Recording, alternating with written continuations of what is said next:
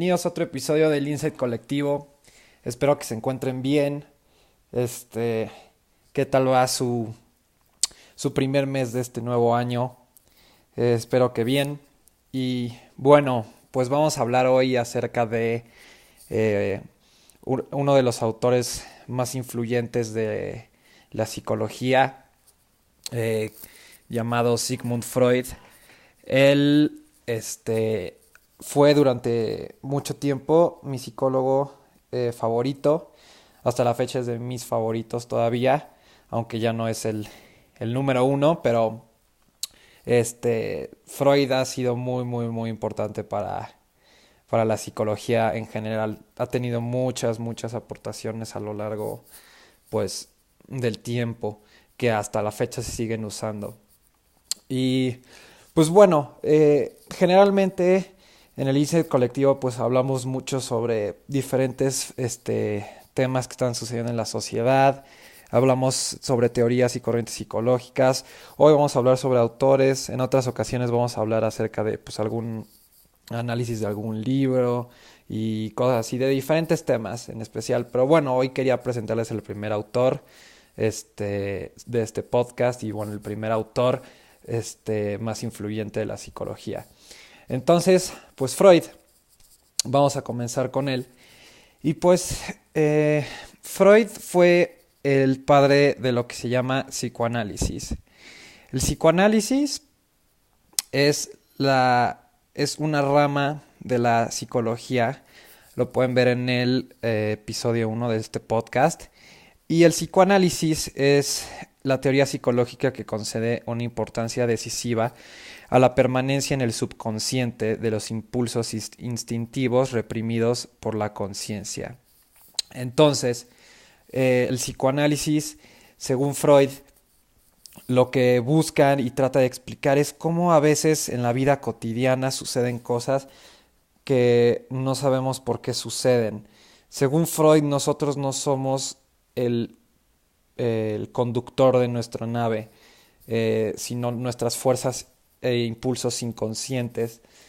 Y vamos a hablar de esto más adelante acerca de a qué se refiere Freud con esto, de que en parte no somos conscientes de lo que hacemos. Eh, pero antes, pues quiero hablarles un poco de la historia de Freud, un poco de él, para que puedan como conocerlo un poco. Y Freud, antes de iniciar toda esta parte del psicoanálisis, él en realidad hacía algo muy curioso, que era estudiar a las anguilas.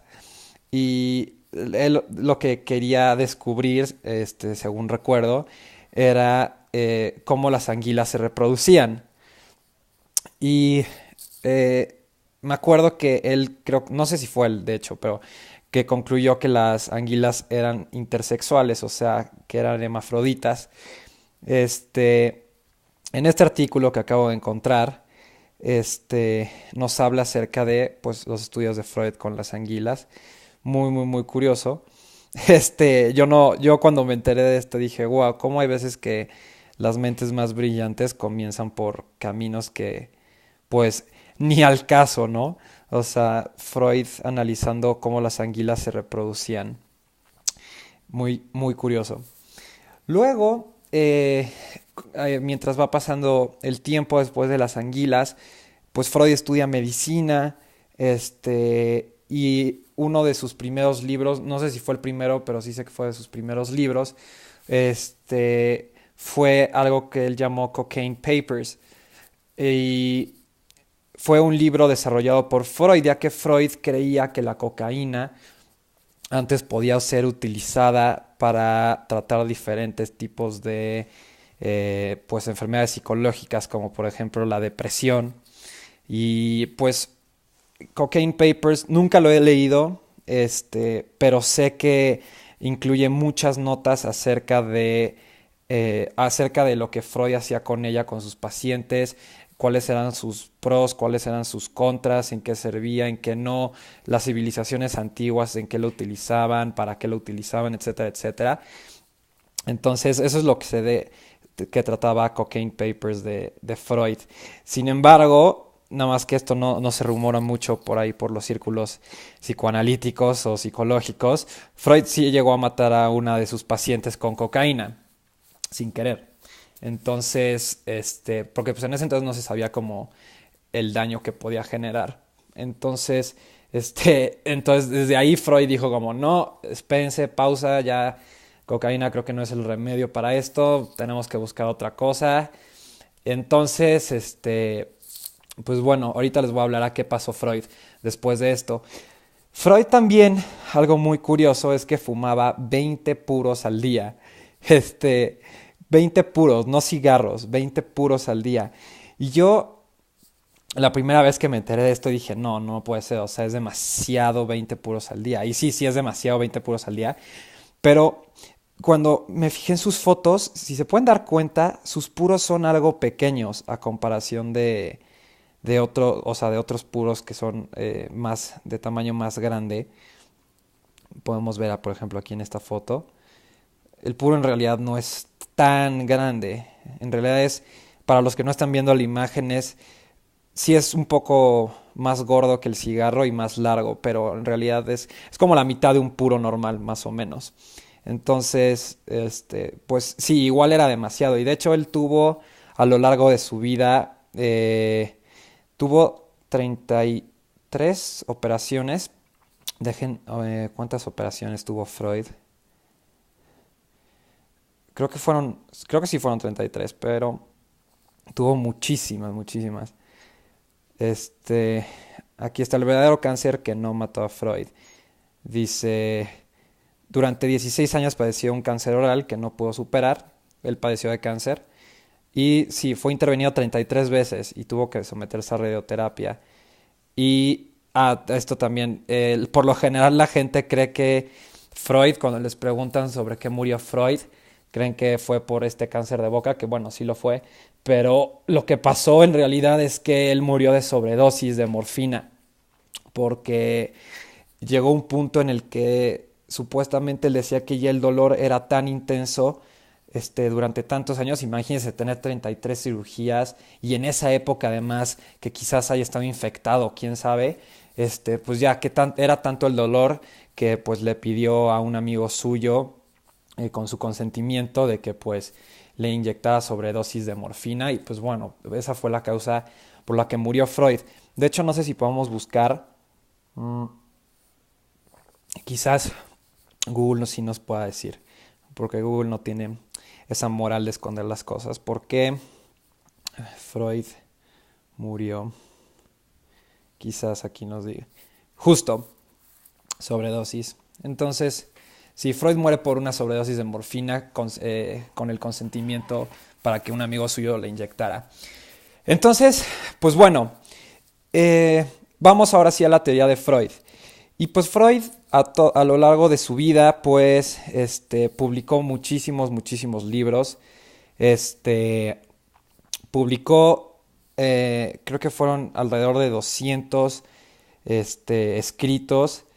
Y pues estos libros de Freud se redujeron a 24 volúmenes. Ok, aquí está, 200 escritos de Freud.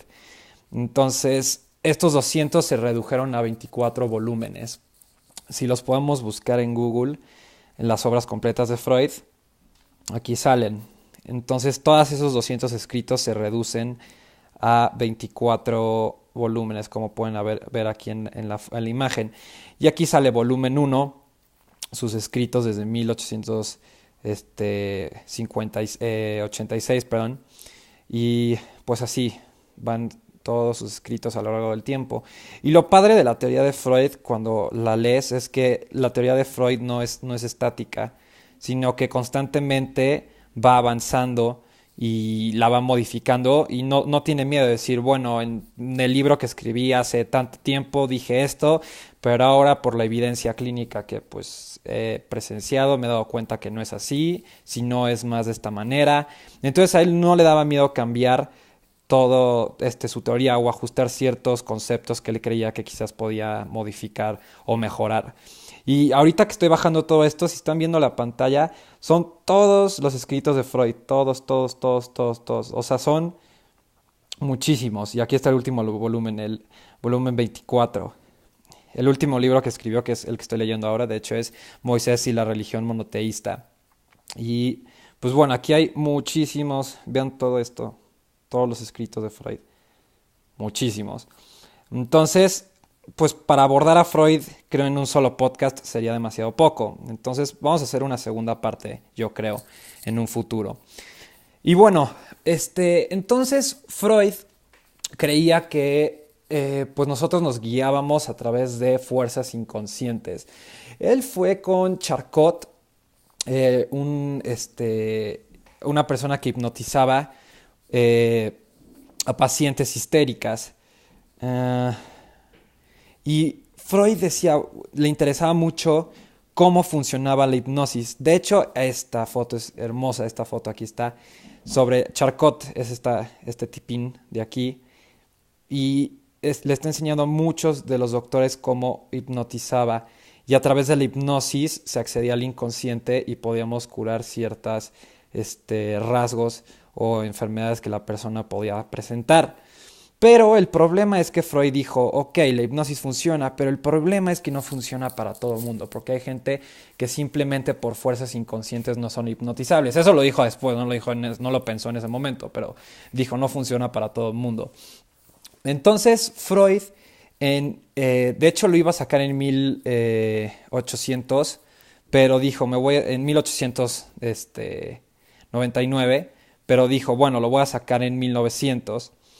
Eh, y el primer libro que sacó él fue La interpretación de los sueños de Sigmund Freud. Es un libro que en verdad es increíble, es un libro padrísimo de Sigmund Freud.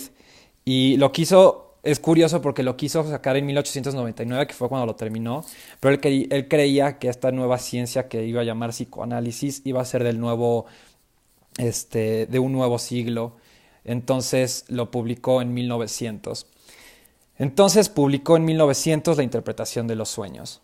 Y pues este libro obviamente pega muchísimo porque explica a través de muchos ejemplos clínicos cómo funciona, cómo se puede explicar lo que soñamos.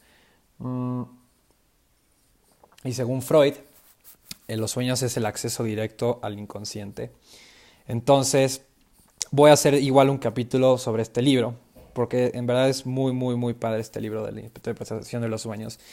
Entonces, Freud, pues nos habla acerca de que hay algo que se llama el principio de placer, que nosotros los seres humanos estamos guiados por el principio del placer. Y el principio del placer es que los seres humanos estamos guiados por la obtención de querer tener cosas placenteras, tratando de evitar las cosas displacenteras. Esto, según Freud, lo podíamos ver mucho en los bebés, por ejemplo. Los bebés cuando nacen se guían por el principio del placer. Y por ejemplo, al nacer, pues el bebé lo que quiere es únicamente un proveedor que le dé alimentos y no llora. Quiere evitar estas experiencias desagradables por experiencias agradables, o sea, experiencias placenteras. Y pues según Freud nos guiamos por el principio del placer. Y el principio de placer decía Freud que pues era peligroso también, porque si nos guiamos únicamente por el principio del placer, como por ejemplo comer todo el tiempo o no sé, consumir alcohol todo el tiempo o dormir todo el tiempo o ser agresivos todo el tiempo, o sea, expresar nuestra naturaleza todo el tiempo, pues iba a resultar en la muerte, básicamente. Entonces, dijo Freud, bueno, ¿qué falta aquí para agregar en el principio del placer? No solamente es eso, tiene que haber algo más. Entonces, si no hay limitaciones, según Freud, pues valemos queso, o sea, nos morimos, literalmente. Entonces, el ser humano debe ajustarse a algo, y a ese algo es a lo que llamó Freud el principio de realidad. El principio de realidad es lo que nos va a hacer adaptarnos a la vida, ser productivos, adaptarnos a la sociedad. Y Freud, cuando descubre esto sobre el principio de la realidad. Lo voy a buscar aquí.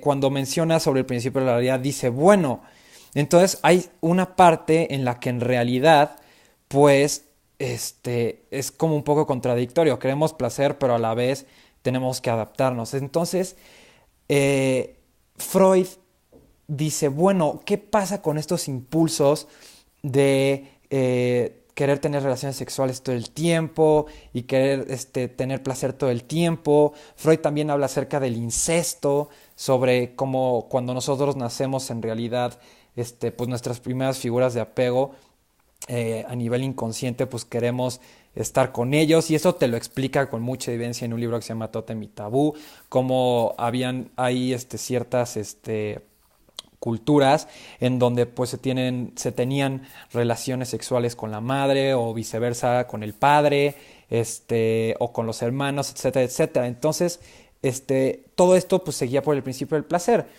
Y Freud dice, bueno, ¿qué pasa con todos estos impulsos? ¿Cómo logramos adaptarnos a la sociedad? ¿Cómo una persona logra ser funcional? Entonces Freud, él llega a leer un libro que se llama, ay, ¿cómo se llamaba? The Horse, a ver, espérenme. Se llama, creo que sí se llama así. Si no lo encuentro, pues bueno, ya. Sí es ok. Sí, The Horse Journey de Heinrich Heine. Entonces, lo que trata este libro, o bueno, lo que leyó Freud más bien, fue que había un carnicero, no es cierto, un carnicero no, había era un cirujano muy famoso que creo que descubrió muchas cosas para la cirugía plástica, hizo muchas aportaciones, pero antes de eso, él de niño le gustaba cortarle la cola a diferentes animales, muy sádico. Y entonces Freud dijo, bueno, a ver, ¿cómo él pasó de cortarle la cola a los animales sin culpa alguna a usar algo tan destructivo, usar algo tan benéfico como para la cirugía y pues arreglar cosas en el ser humano y ayudarlos? Entonces Freud llamó a un mecanismo de defensa y él propuso que este mecanismo de defensa se llamara sublimación. Y, ok, esto no es. Y entonces la sublimación es, pues básicamente es pasar un impulso inaceptable a algo más adaptativo. Y vamos a ver, ok, vamos a ver, a leer aquí qué dice. Es la transformación del impulso inaceptable, ya sea sexo, rabia, miedo o cualquier otro, en una forma socialmente aceptable, incluso productiva. Y dice, por ejemplo, el deseo de un niño por la exhibición puede sublimarse mediante una carrera en el teatro. Entonces, todo lo que nosotros deseamos de pequeños, guiado, recordemos, por el principio del placer, se tiene que sublimar para ser adaptativo cuando seamos adultos. Por ejemplo, como en el libro, el cirujano, él sublimaba pues toda esta agresividad que tenía contra los animales, y igual esto se puede desplazar al ser humano, pero lo sublima para algo productivo, como pues siendo cirujano. Por ejemplo, un detective quizás de pequeño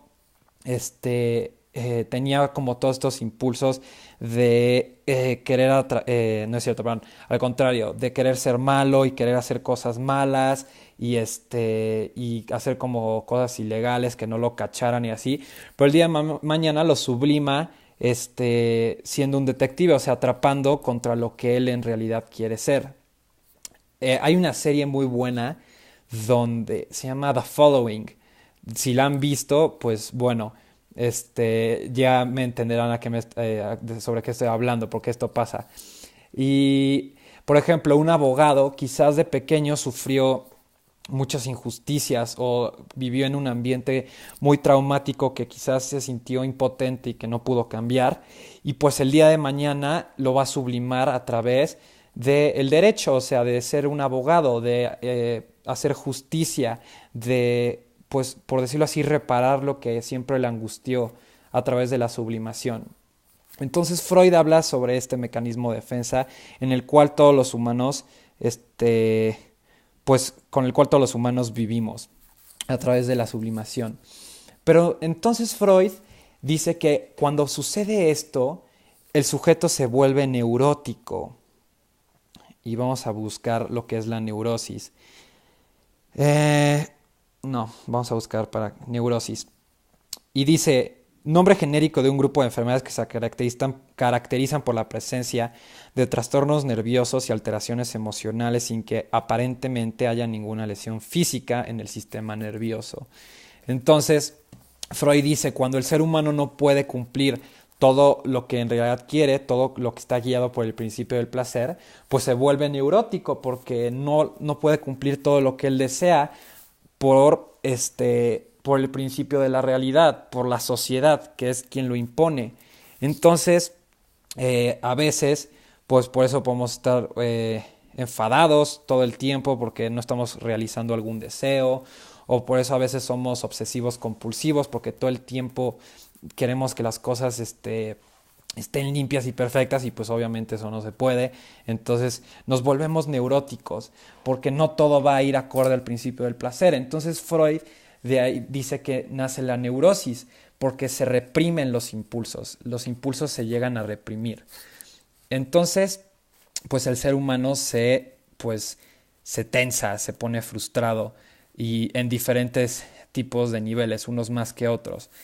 Y ya después de todo esto, Freud crea por algo que ya es muy famoso, que incluso personas que no estudian psicología conocen, que es lo que Freud llamó el ello, el yo y el superyo. Entonces Freud decía, bueno, eh, el ello es el que se va a guiar por el principio del placer, va a ser nuestra parte inconsciente. El superyo va a ser la moral social, por decirlo así, y el superyo va a tener un aspecto consciente e inconsciente. Y el yo va a ser nuestra parte consciente, va a ser, como pueden ver aquí, la punta del iceberg, y va a ser el yo el que se va a guiar por el principio de la realidad. Entonces, Freud crea lo que él llama la segunda tópica, que es esto, nuestra parte consciente, preconsciente e inconsciente, yo, ello, superyo. Y pues Freud dice que estas estructuras son las que nos van a guiar pues a lo largo de nuestra vida a través de diferentes cosas. Pero ahora, él crea algo que se llaman las etapas psicosexuales, de las cuales hablé muy poco en el primer capítulo. Entonces, las etapas psicosexuales, según Freud, pues son aquellas por las cuales todos los seres humanos vamos a pasar y nos van a predeterminar muchas cosas. Y el principio del placer va a estar siempre latente en estas etapas psicosexuales, así es como les llamó Freud. La primera etapa que nos menciona Freud es la etapa oral, que empieza desde que nacemos y termina alrededor del primer año de vida. Y pues bueno, Freud dice que en esta etapa, pues la libido, que es lo que es la pulsión de vida, lo que él llamó la pulsión de vida, es una energía que viene del soma, es la que nos va a mantener vivos, por decirlo así. Entonces, la pulsión, la energía está concentrada en la boca, el primer año de vida. Por eso, pues todo el tiempo el niño está queriendo leche o mordiendo las cosas o succionando, etcétera, etcétera. Y puede tomar diferentes caminos estas fases psicosexuales. Por ejemplo, si tenemos, como lo que llamó Freud, una oralidad agresiva, si nos quedamos fijados a esta etapa, fijado significa que tuvimos como tuvimos problemas en cursar esta etapa, hubo algún inconveniente. Entonces, si fuimos oralmente agresivos, o sea que constantemente estábamos estimulados oralmente, pues quizás probablemente vayamos a mascar chicle todo el tiempo, o sea, a triturar las cosas, o morder lápices, o todo el tiempo querer estar comiendo, o cosas así. Luego, también existe algo que él llamó la oralidad pasiva, que es cuando no recibiste la suficiente estimulación oral. Y pues esto te puede guiar el día de mañana a una fijación y pues puedes acabar fumando todo el tiempo, o quizás también puede influir la parte de la comida. También según Freud el cunilingus o este pues la parte de el sexo oral del hombre hacia la mujer también, o sea, el gusto adquirido por esto se desarrolla en la etapa oral. Y pues si nos quedamos fijados en esta etapa, en la etapa oral, según Freud, pues podemos ser a veces quizás el día de mañana muy pasivos o muy incrédulos o inmaduros o una persona que puede ser fácil de manipular porque constantemente está esperando a que alguien más te dé placer. Entonces puede ser una persona muy, muy dependiente si nos quedamos fijados en esta etapa oral. Y luego viene algo que se llama la etapa anal de Freud, que es la etapa en la cual nosotros vamos a controlar los esfínteres. Y según Freud, en la etapa anal se da de los 2 a los 3 años de edad aproximadamente. Y es cuando el niño aprende pues a controlar pues la pipí, la popó, dónde hacer, dónde no.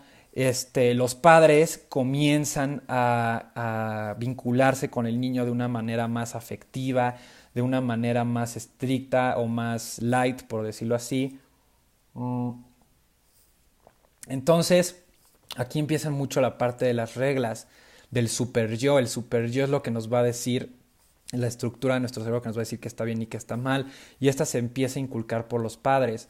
Entonces, el niño, por ejemplo, que llega a ser muy retentiva, o sea, que todo el tiempo se está aguantando para hacer del baño, pues va a ser una persona anal retentiva, según la teoría psicoanalítica. Y por ejemplo, esa persona el día de mañana va a estar obsesionada todo el tiempo con ser organizado y ser muy pulcro y en que todo tiene que estar muy limpio y nada puede estar sucio, porque así es como lo experimentó de pequeño. Y luego, si es un niño que todo el tiempo se está haciendo caca por todos lados o pipí por todos lados, entonces es una persona anal expulsiva.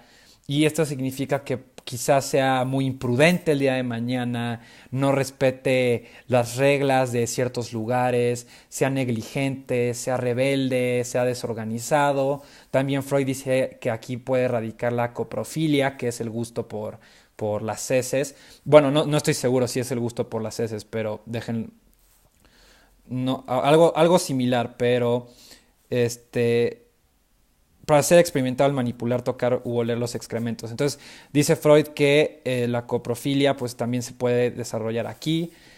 Y pues esa es la etapa anal de Sigmund Freud.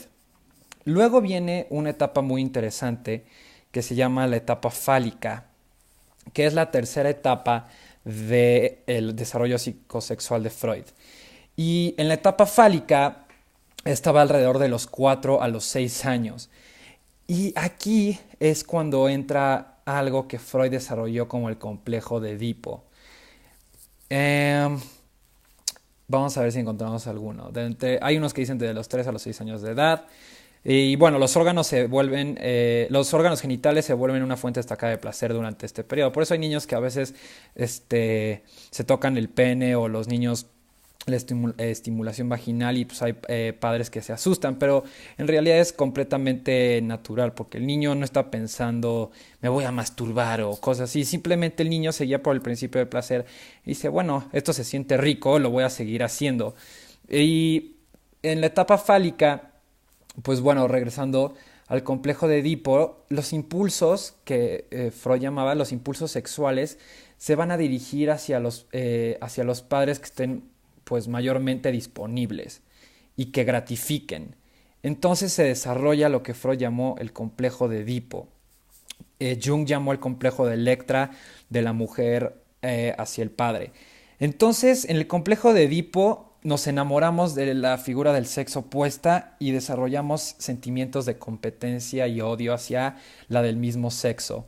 Entonces en el complejo de Edipo pues queremos siempre estar aferrados pues al sexo opuesto, pero pues siempre va a haber, bueno, no siempre, pero la mayoría de las veces va a haber una figura que lo evita, precisamente para evitar el incesto. No es de que el padre va a decir, no, no voy a dejar que mi hijo tenga relaciones con mi esposa porque es incestuoso. No, no, no, para nada.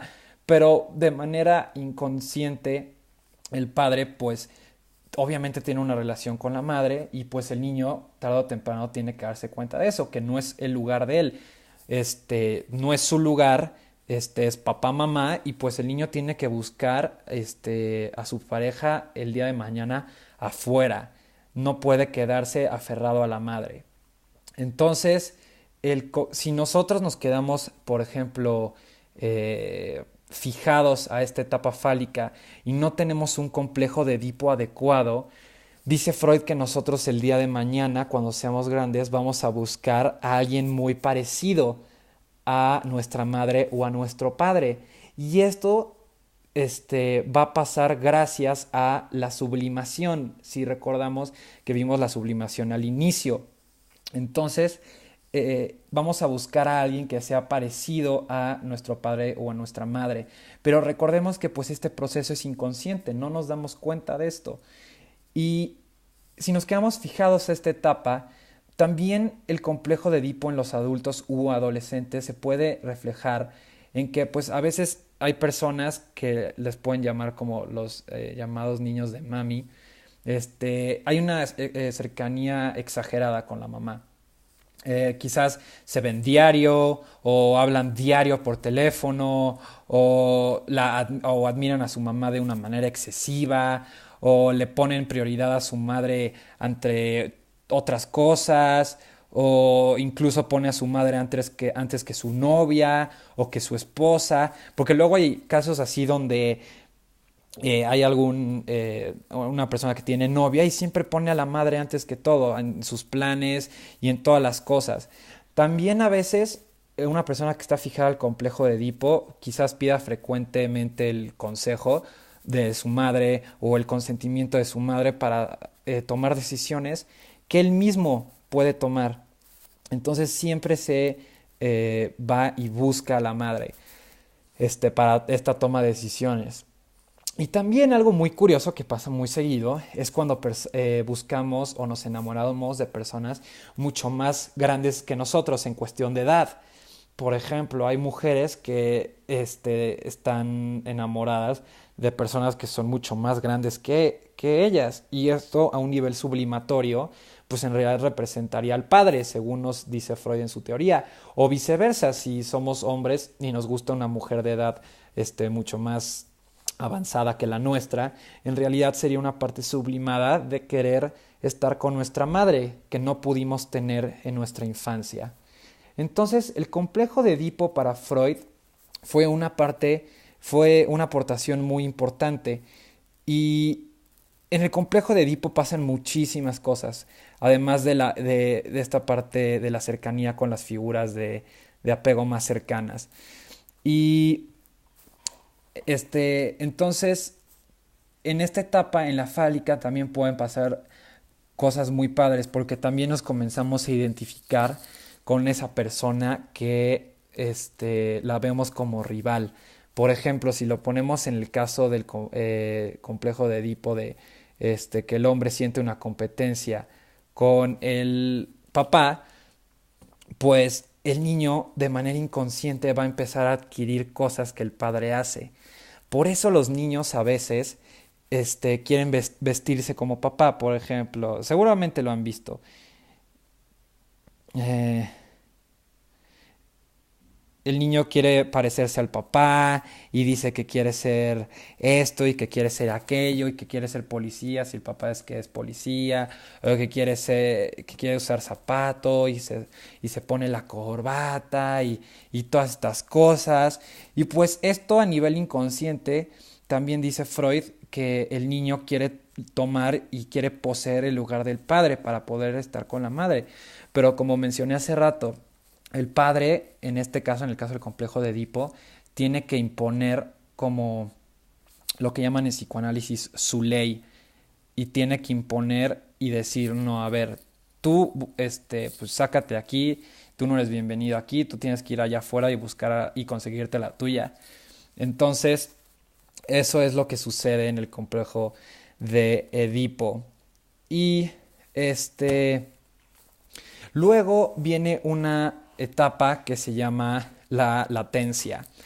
Y la latencia sucede alrededor de los 7 a los 10 años de edad, más o menos.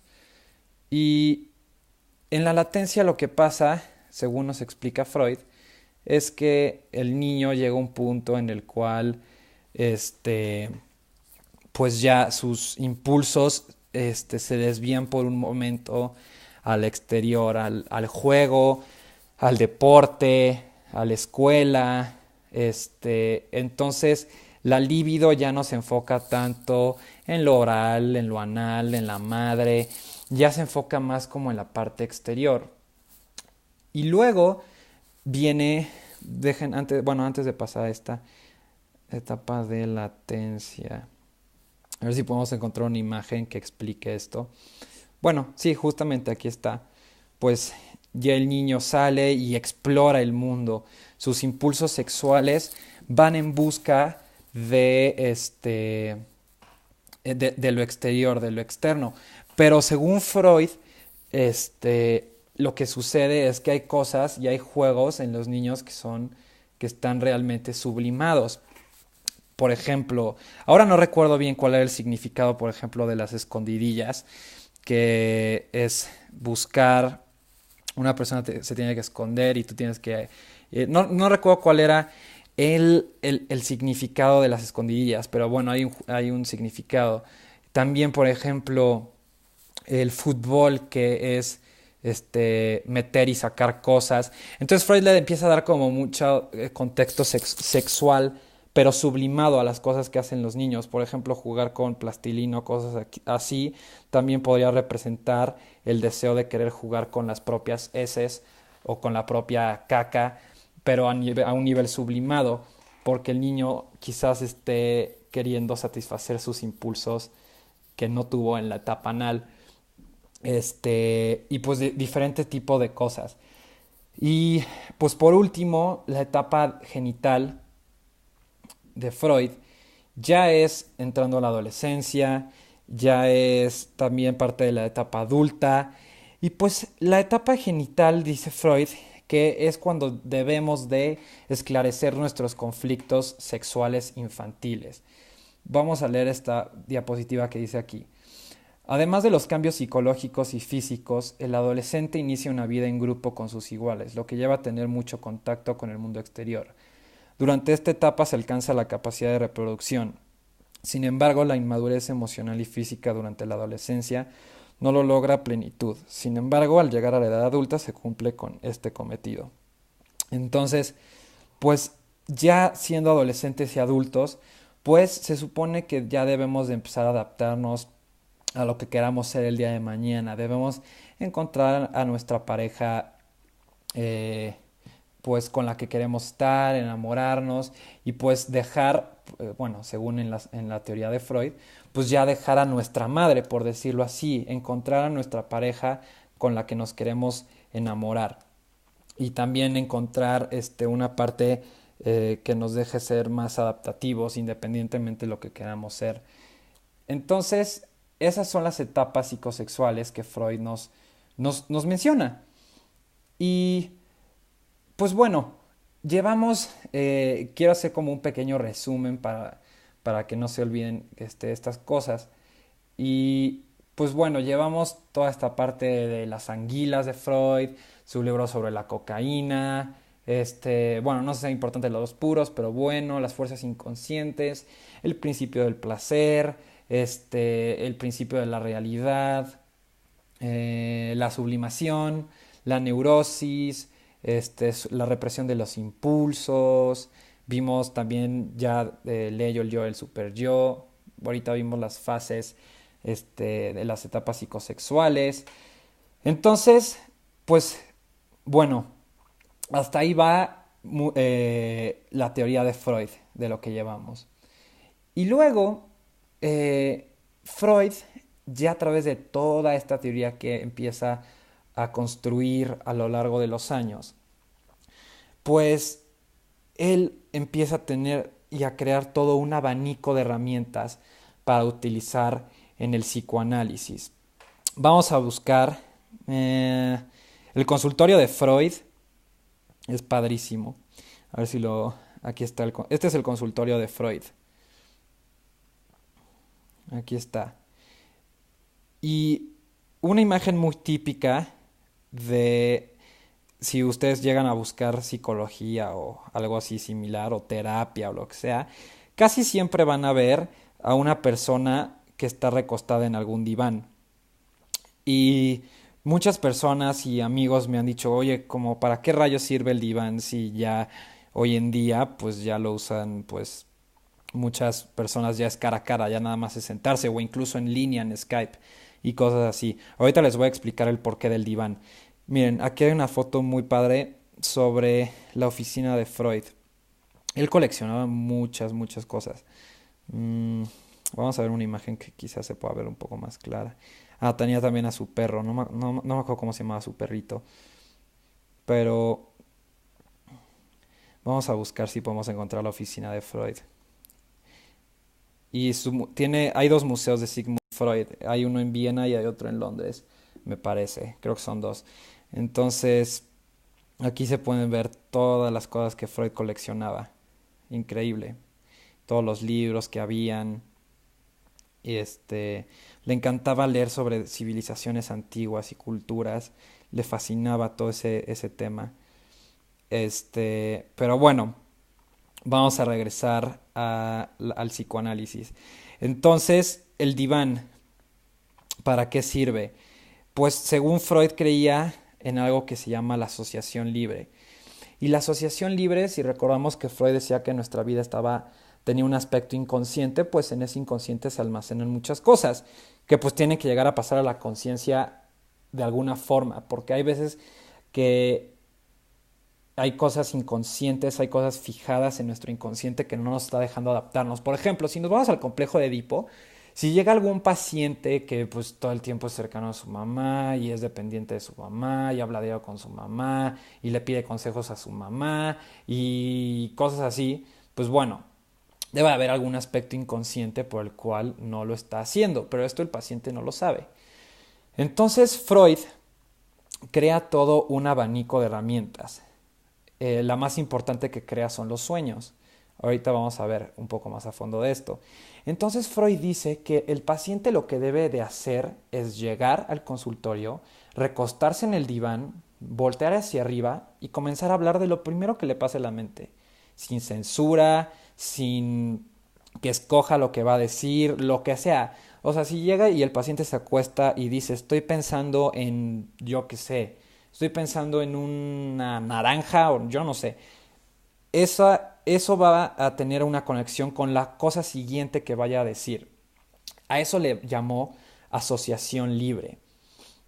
Vamos a buscarlo. Asociación libre. Entonces, la asociación libre es pues que el paciente pueda decir lo que se le venga a la mente sin que lo seleccione, porque según Freud, si decimos lo primero que se nos venga a la mente sin que lo seleccionemos, eso va a venir de nuestro inconsciente y de ahí el psicoanalista va a poder tomar esas cosas, acomodarlas y enseñárselas al paciente. Por ejemplo, si una persona y dice, llega al consultorio y dice, no, pues fíjate que el otro día pues estuve con mi novia, no sé qué, no sé qué, nos peleamos, mi novia no me quiso hacer caso de lo que yo quería hacer y pues me fue de la mierda. Y ahora que lo pienso, pues no sé, tal. Y el paciente va a seguir hablando, hablando, hablando, hablando. Pero entonces lo que el psicoanalista aquí se enfoca es en las dos partes de la oración que dice, mi novia no me quiso hacer caso de lo que yo quería hacer, me fue de la mierda. Entonces, si no, tomamos de la teoría freudiana, pues nos está hablando la primera parte de una persona que quiere, de una persona que se preocupa por ella y que no le hizo caso. Y si nos vamos a la otra oración, me fue de la mierda, pues ¿A qué parte nos podríamos remontar a la teoría de Freud? Nos podemos ir a la parte de la etapa anal. Mm, La etapa anal está caracterizada por que el niño quiera controlar o no controlar sus heces fecales. Entonces, por ejemplo, las personas con trastorno obsesivo compulsivo están fijados a esta etapa, la etapa anal. Quieren que todo esté limpio, quieren controlar que todo esté bien organizado. Entonces el psicoanalista dice, ok, por algo, según Freud, todas las cosas pasan por algo. Todas las cosas que uno hace, tan siquiera pasan por algo. Eso lo llamó el determinismo psíquico. Todo pasa por algo. Entonces, por algo escogió la palabra mierda, porque pudo haber dicho otra. Entonces, supongamos que en este ejemplo el psicoanalista le dice al paciente, quizás te estés enojando porque a veces cuando no puedes tener el control de las personas que más quieres y que hagan lo que tú quieras, te frustras y te enojas. Y por lo tanto sientes que estás perdiendo el control. Eso se llama una interpretación. Y eso el paciente no era consciente de eso. ¿Por qué no era consciente de eso? Porque justamente todo eso que dijo provenía de su inconsciente.